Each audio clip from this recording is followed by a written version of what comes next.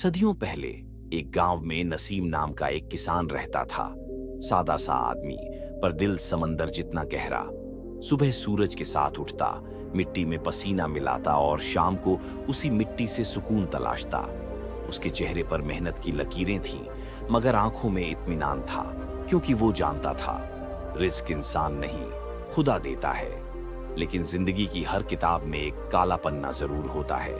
नसीम की किताब में वो पन्ना थी उसकी बीवी जुबैदा। जुबैदा हुस्न में कमाल थी, मगर दिल में आग थी। वो सोचती, काश मैं किसी अमीर घर में पैदा हुई होती, तो आज यह फटेहाल किसान मेरी तकदीर न होता। बाहर से वो मोम थी, अंदर से जहर। नसीम उसे जान कहकर पुकारता, और वो पीछे से उसी जान को दर्द में बदलने की दुआएं मांगती।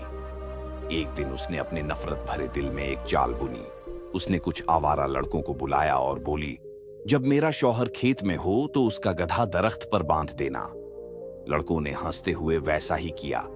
नसीम जब लौटा तो उसने आसमान की तरफ देखा और दंग रह गया। उसका गधा वाकई दरख्त पर लटका था।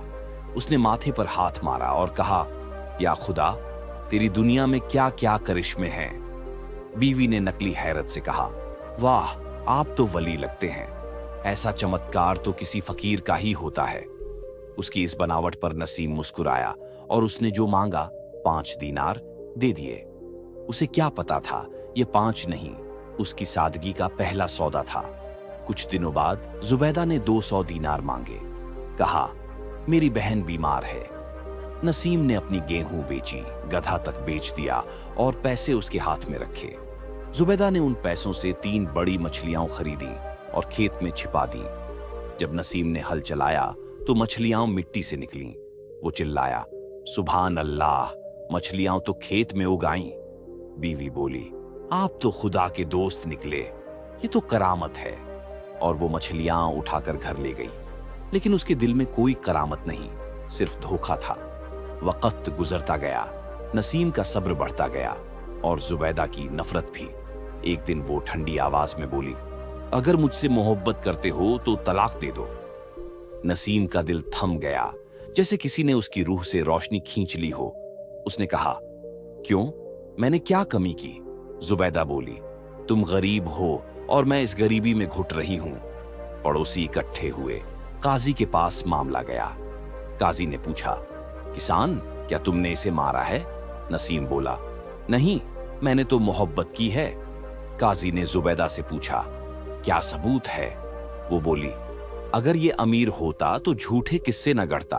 कहता है खेत में मछलियां उगती हैं, गधे पेड़ पर चढ़ते हैं।